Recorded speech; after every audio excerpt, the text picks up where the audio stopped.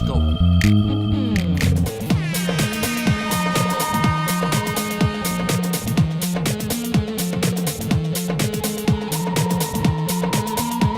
This is the Spike Rebel music experience.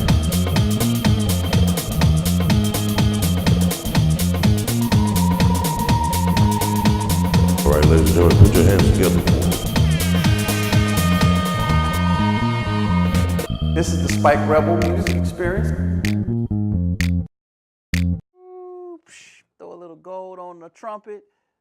How you doing? This is Spike Rebel again for the Spike Rebel experience, where we always bring in positive artists that are local to global, and they right here in Chicago. They're around the world, actually, but today's guest is a cold keyboardist, guitarist. I admire him a lot. I mean, we've done a lot of gigs together. He's put me on a lot of stuff, but with no further ado, and I know this is going to be something special, Chicago's very own Rodney Gibson is in the house. You can't shake my hand, you know. What's up, What's good, Rodney? Man, I'm surrounded all the Okay, come on, all have a this seat great with art. me. Yeah. Hey, if you didn't know, see the purple and gold? Yeah, I got my purple and gold paint. Just happen to, you know, represent. You wearing purple too? What's that? No. Yes, I was right. I was already ready. So tell the world who you are, man. What you do? So Rodney Gibson, keyboardist and guitarist. I actually started on guitar in Detroit, but piano was the first thing I played when I got to Chicago. It's been a good ride. It's many years, and I'm just finally getting a chance to really dedicate my time to music. I've had to do a lot of other things to survive, as most of us Like do. computer stuff. Oh yeah, you know it. Yeah. So now it's 70% music and 30% computers. That's a good balance for me. That's working. But it was the other way. It was the other way around. There was Right. barely enough time for music, and it was just a fight. You know, getting that balance, and That's with the wife and family. that's with the wife. That's and how family. it go. So, but we're here now. Right. Glad to be here. So you've been, have you been out of the country with music, or you've been? Only to Germany and Canada. I played 28 cities in Germany when I came out of high school. Wish I could get back over there. Matter of fact, I started college right away. I'm walking home from my psychology class, and one of my neighbors, a bass player, said, "Rodney, you know, we really need you. Let's go." So I had to. So take that in class high all the time. school? In high school, I had just got out of high school, and got an opportunity to travel with chairman of the board, a R&B beach music type group out of South Carolina, and that was a great opportunity. What was your what you had lessons for high school? Or you was just picking up in the church or what? Mostly self-taught. Started playing guitar when I was 11. So you started with, you said piano. I started with guitar. Oh. I started as a guitarist, self-taught. After a couple years of being self-taught, I finally got some lessons. Okay. Got to high school, and my music theory teacher, and actually what really got me to gravitate towards piano was my music theory teacher, Jackie Allen, whose father was was the daughter of a famous jazz drummer, Casey Jones. Okay.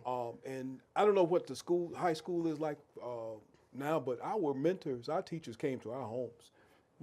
Your teachers came to your She homes. came. So actually, when I started in the 10th grade in high school in my theory class, Miss Allen heard me play. She came to my house with a stack of records and talked to my mom and dad. Just kind of like let's get this thing moving. So it was really interesting. So you Southside Chicago? I'm Southside Chicago in Chatham. Wow. Are you? What about your parents? Who's the blessed person that brought you here? Your moms and pops? Cleovis and Dorothy Gibson are my parents. They're in Snellville, Georgia. Snellville, Georgia. Right outside of Atlanta. And that's where you. Where did the music start? Like when you popped out, you was in the music. You know, your moms was playing old records. What? Actually, this is an interesting story because my mom always reminds me that when my grandfather saw my hands as a baby, he said, "Those are piano hands." Wow. It took me a long time to get to a piano though, but you know, I didn't start really messing with the piano for years. But so when I started playing piano, my mom reminded me of that. But as a young child growing up in Detroit, you know, that was Motown, so that's what we had. So you was around all of that? And I wasn't playing. I didn't start playing an instrument until I was 11. Okay. But we had all these Motown records. We had my mom listened to Mahalia Jackson, Sister Rosetta Tharpe, my dad had John Coltrane, Ray Charles. Then when there was the radio, WCHB. So we had, but I remember at 4 or 5 years old, they would put the records on. I would just lay down in front of the stereo and just I didn't understand what it was. I just knew I liked it. Right. I just liked it, and I would just any television program with rock and roll or so I was watching. That's interesting. And so it began. Actually, electronics and science and music all were a big part of my life of 4 or 5. So it's all like one. I've been doing that stuff all my life, you know. So do you have a preference between right now between digital and the rawness, or it's a fusion of both? You mean with the digital? Digital, where everything's going with the digital, with the instruments as well as just. You know, I'm gonna tell you the truth. I still like the rawness of what we would call analog. Yes. And the convenience of digital. So I kind of like the best. I like the editing convenience of digital, but I still like the rawness of a big 2-inch tape and a grand piano. You know, I come from that side, but I like to take advantage of all of the new tools as well. So that's most of the older people I interview is always analog versus what's missing in the digital? Is it the soul? Is it frequency? Is it what? It's you know, that's a whole nother interview. But with analog, there's a lot of just the way the microphones and those analog consoles, there's a lot of saturation. There's a lot of harmonic distortion that happens. That in digital world, you have to use plugins and various things to create that. But whereas analog, it's created because of the circuitry. You had a lot of, and I don't want to go real deep in it, but compressors and things like that were made with tubes, and they just naturally sound good. Okay. So, so it's like a handmade Bentleys. Exactly. And then today they're just kicking them out. Exactly. So it's a sort of lower quality. And now more crispy, but I don't know. The analogy would be, oh boy, that's a hard analogy. Bob Marley said it on something I was watching. He said sometimes the engineers put too much and it loses something. That's right. Versus when he just felt it and they recorded it, and that was, it captured it. And I think today with tools like Pro Tools and those things, you can actually get a nice hybrid with an analog console. Okay. And still get the best of the old school with the new school. So yeah, I like it all. I like acoustic instruments as well as digital synthesizers. I just like sound. So are you like a composer in your head? When you hear music, you play it on the keyboard, but do you hear the trumpets and the guitar and the drums and congas? A lot of times I do. As a matter of fact, I write more on the guitar. So you're a composer. I'm a composer. Right. So I had in college I had a year of classical guitar. So you know, by no stretch a concert guitarist, but that year of classical guitar, because of you're not playing with a pick, but you're pretty much playing the melody, bass, and harmony. That 1 year gave me enough foundation. That's where I write. I write on the guitar. I can pretty much. So when I play guitar, I'm hearing the whole ensemble. I'm hearing the bass. I'm hearing the drummer.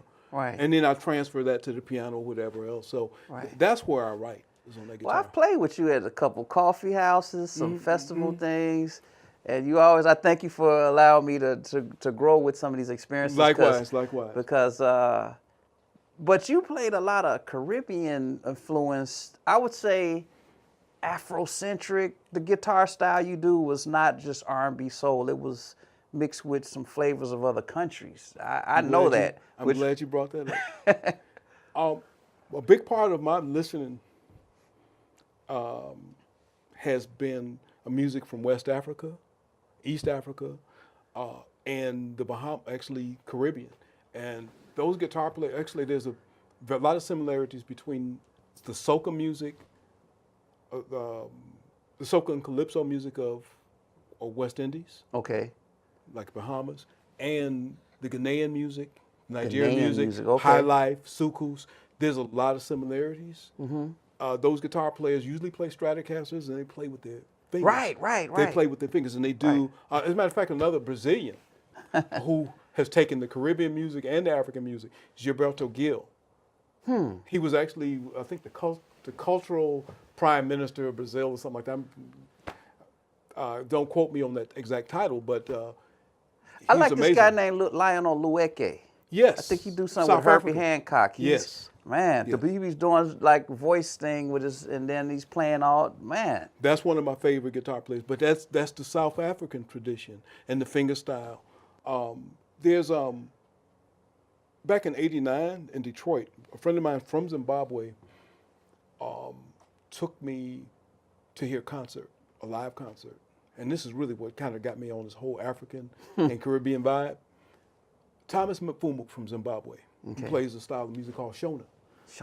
Centuries old tradition, but now they combine the electric and all the modern instruments.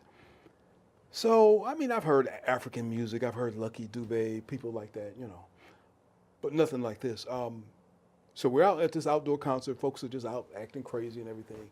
From the minute that kick drum start playing, the steady 4/4 beat, everybody just stopped in their tracks and sat down. And that just captured my attention. Right. And so I've been following that music ever since. And then it just opened my ears to like the music of North Africa, West Africa. I think that's just kind of what started for me. Right. So you sound like a melting pot of seasoned, what do they call it, gumbo? Yeah, and that's it. But now my question now to flip it is, talk about some of the business stuff, because so many of us from Chicago, everywhere, we're super creative, but then what has been your challenge, or it's been always love with the business part? Oh, it ain't always been love with the business. You know what I'm talking about, the management, the publishing, the royalties, mechanicals, the copyright, the trademark, all that. Can hit on Let's it. talk. We need to talk. And, I would have to really credit my wife for, because just where music is, over the last 20 years playing in Chicago, I was making the same thing in the 10th, 11th grade playing guitar. People want to pay me the same thing that I was making in the 10th, 11th grade. That's crazy. I'm serious. So I just started to really, get a little disgusted with it. And I said, I don't want to do this anymore. But I think my wife just kind of really kept me encouraged about it. And I started looking. So I said, if I'm going to continue music at this age, the type of music I like to do, I'm not doing, what's popular.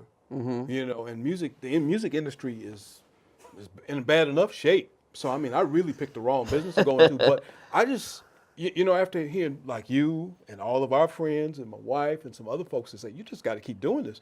I said, well, let me figure out how I can do this. So I think over the last 3 or 4 years, I took my attention away from music and started looking at other businesses.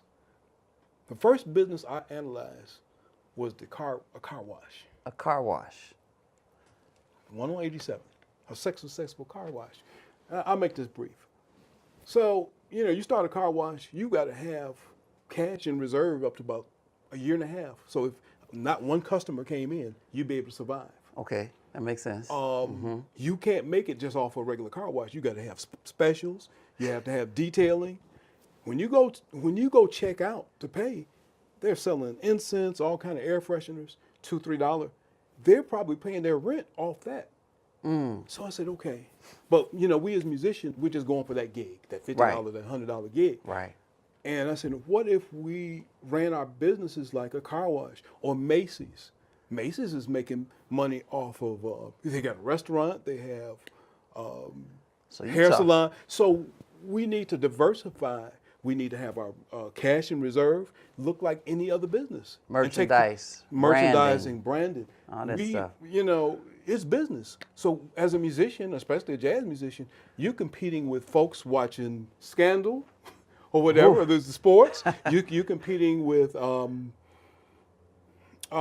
any other thing that's going on, competing for your money. So you have to compete. Nobody owes you anything. Well, this is my next question then.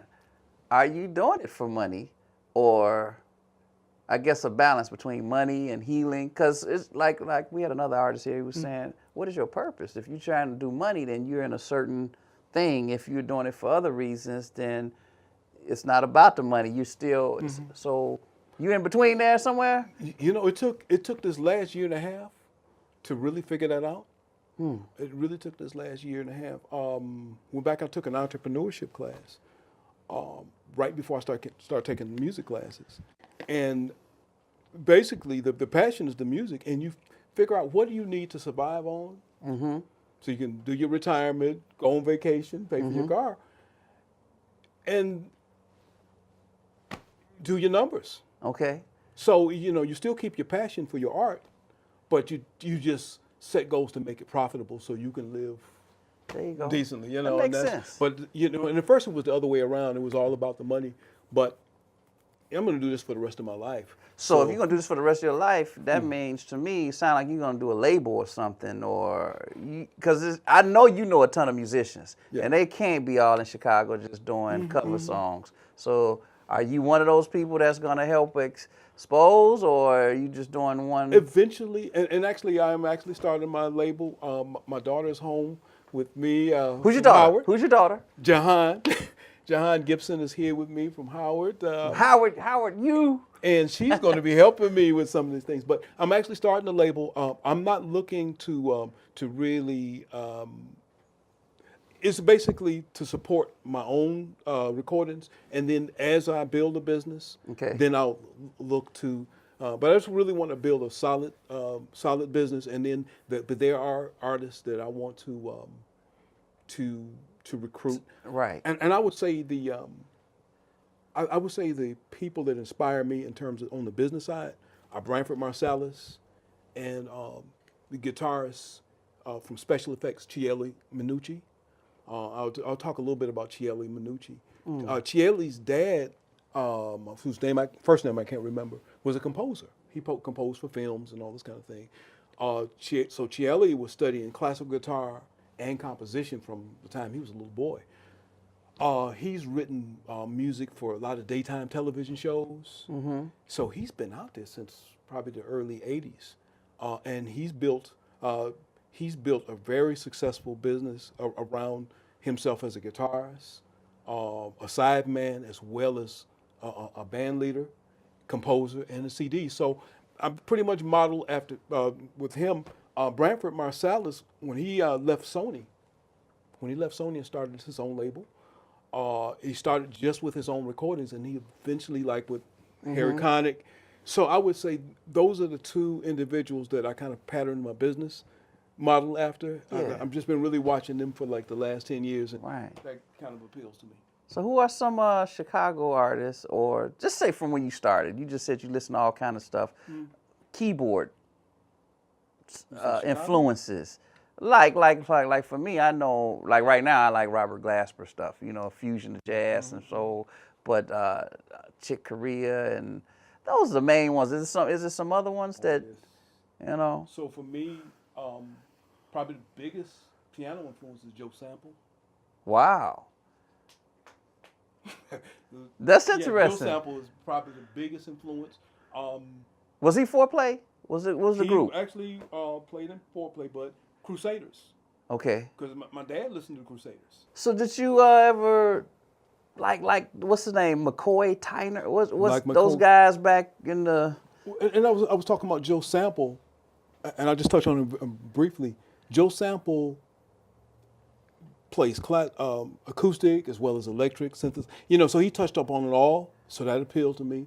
And then from there, Herbie Hancock. And most of the pianos I like actually had great classical backgrounds as well. So I think most of the pianists that I admired had both traditions, I can't think of the guy that scats when he plays. He's Keith Jarrett. Keith Jarrett. Keith Jarrett. Oh man, I don't like all his albums, but he got some that it just put me in another world, man. And I have a Oh my lot God. of his music. Keith Jarrett. But Herbie Hancock, George Duke was, that was a big influence. You probably heard some things I do on the synthesizer. Yes, sir. And, Yes, sir. And George Duke, from the guitar side, Earl Klugh, of course, is a big influence. Man, those trio albums by him are off the chain.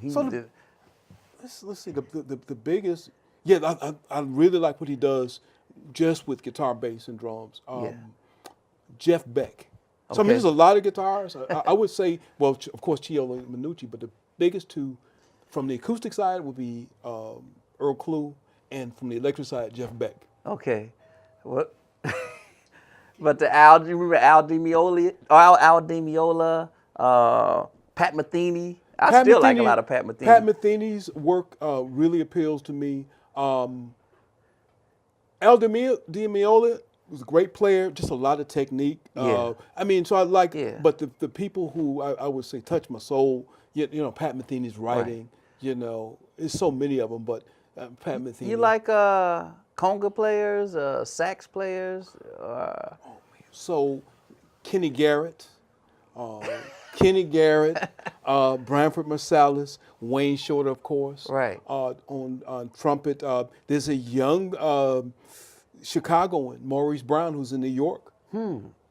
Corey Wilkes. Let me talk about some of our. So Corey Wilkes. These are some of my actually favorite trumpet players. Go ahead. I was going to ask. Freddie Hubbard. I listen to a lot of Freddie Hubbard. As a matter of fact, I want to talk about jazz radio in the 70s when I came up in high school. Right now, jazz radio is so segmented, you don't hear the range of music that that I heard back then. You mean today? Today. So back on WJZZ, which was a big part of what was that? What? WJZZ in Detroit. JZZ. As a matter of fact, I'm on Facebook with Sister Rosetta Hines, one of the great radio personalities. On WJZZ, you could hear Dixieland. You could hear jazz fusion. Okay. You could hear something like Michael Franks or Earl Klugh. You could hear Art Blakey. So you can hear any range of styles of jazz. Whereas today, if you hear jazz radio, it's going to all either be bebop. You're not going to hear a range of jazz. So. Right. What do you think about the schools, man? They say art and music is being taken out. Everything is what they call STEM. What's that? Science, technology, engineering, and math. It's a sad situation. When I started high school in '74, they decided to take music theory out. So a lot of musicians, you know, who might get into a school, when they get to school, they're struggling. They're struggling because they don't have foundation. They don't have. So they're taking theory. Theory is not an expensive topic to teach. I want to talk a little bit about the creativity, and the disadvantage of just focusing on STEM. I met a young lady who worked for Microsoft, and there was a situation where Microsoft wanted to give Howard University a nice amount of money to do some innovative things with engineering. Okay. So we could talk about some fine engineering and math students. They weren't ready because they weren't used to being creative. Okay. They can do anything you ask them to do with an engineering or chemistry problem, but they weren't creative. Right. So that's why we need that creativity. Wow. So that's a whole nother thing. Yeah. Well, hey man, in short, you know, if you didn't look, I'm kind of gonna pull together a whole lot of things that out of the trumpet or whatever instrument comes a whole realm of things with music. And I'm gonna play with those O's and make them deal with soul and folk music and country. Anything that's got O in it, I'm gonna try to make a note. By the time you're gonna do some songs with us, right? I'm gonna do some songs. Man, did you come with your band or? I've got guests coming in. I've got have guests here now. Some more. Who knows going to show up? But yeah, we're good to go. Y'all heard it here first. Rodney Gibson, Chicago's very own, and he's gonna bless us with a couple songs. So, hey, we look forward to seeing. We're going to do The Night Has 1,000 Eyes. We have Tony Norman on vibraphone and Royce Cunningham on percussion.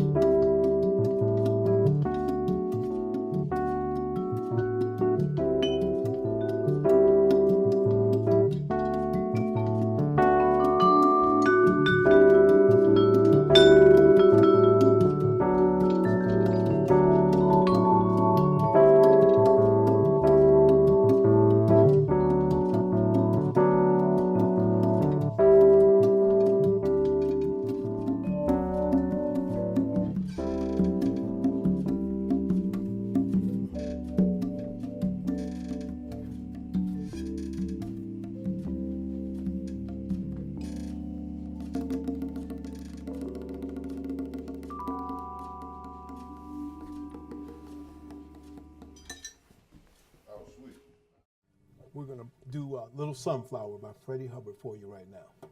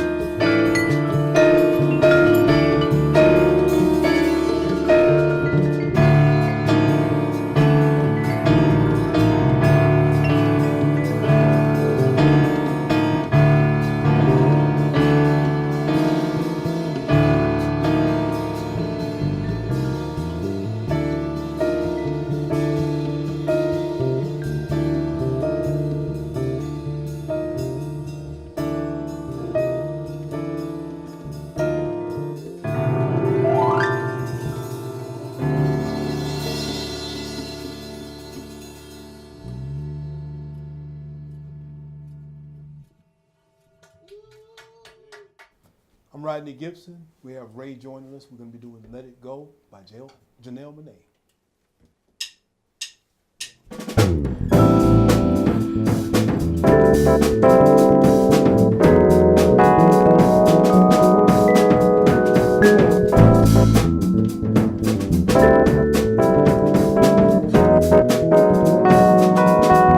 Ooh, I got a call today from my job up the block.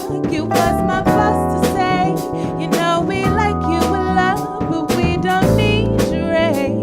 You daydream too much, well man, I'm glad you let me go with no 9 to 5. It's a brand new day, got brand new, but I'm a party anyway. Feel so alive, stress just fades away. It's time to live my own life, so I'ma let it go. Gonna leave my worries behind, gonna let it go. I just came to have a good time, I'ma let it go. No time for stress on my mind, I'ma let it go, let it go, let it go. That's right, love right. I'm losing it to music, cameras, bright light. I'm staying out all night. Don't fuss, don't fight. We'll make a million memories, all incredible. With no 9 to 5, it's a brand new day. Got rent due, but I'm a party anyway. Feel so alive, stress just fades away. It's time to live my own life, so I'ma let it go. Gonna leave my worries behind, gotta take control. I just came to have a good time, I'ma let it go. No time for stress on my mind, I'ma let it go, let it go, let it go.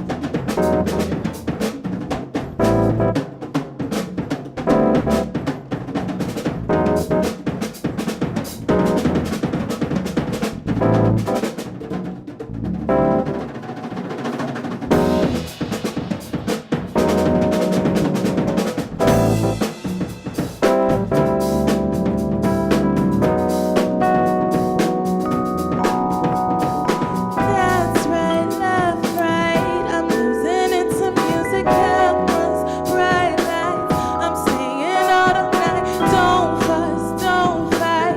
We'll make a million memories, all incredible. With no 9 to 5, it's a brand new day. I got rent due, but I'm a party anyway. Feel so alive, stress just fades away. It's time I live my own life, so I'ma let it go.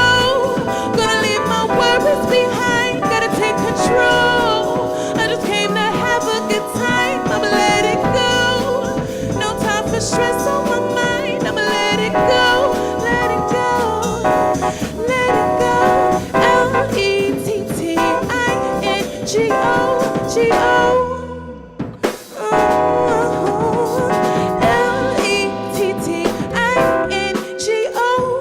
Lettingo.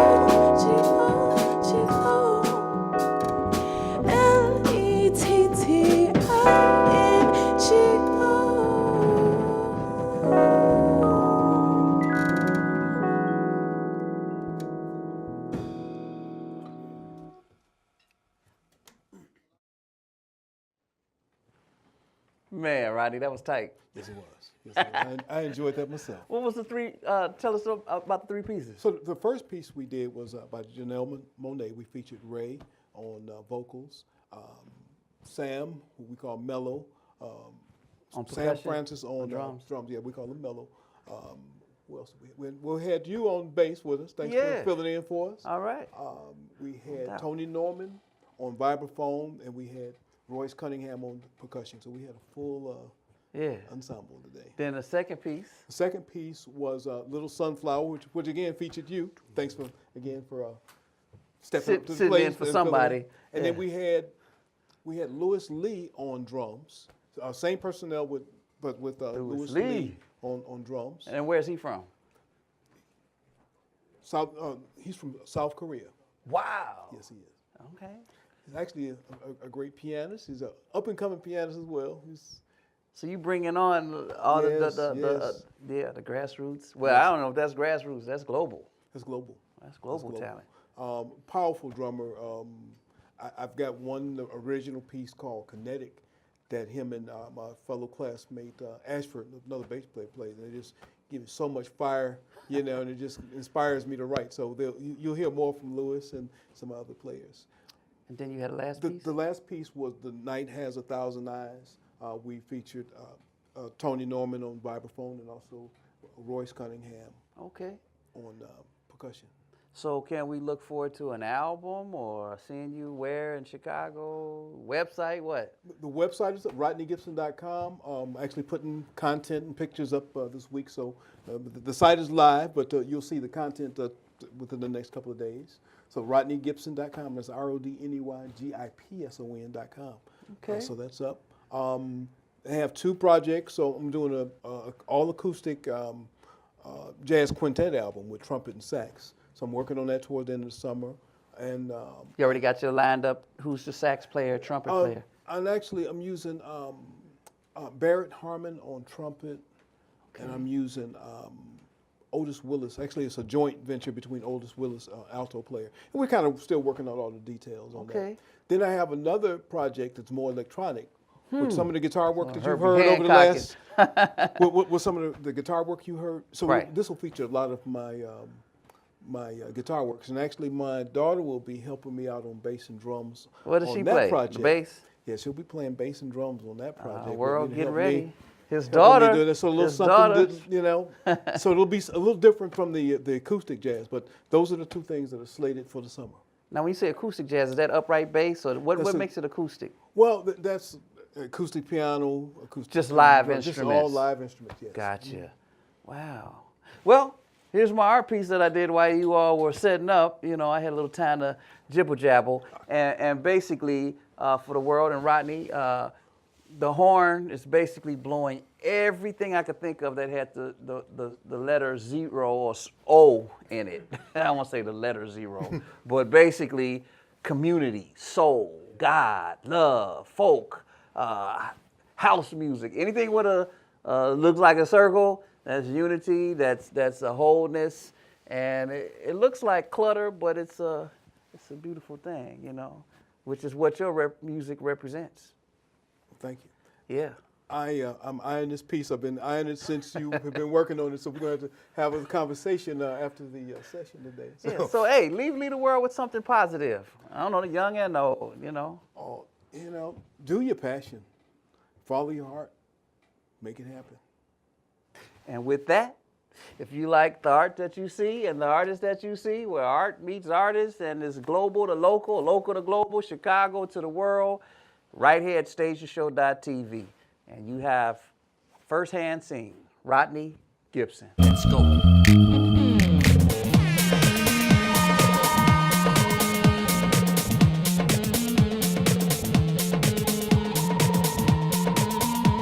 This is the Spike Rebel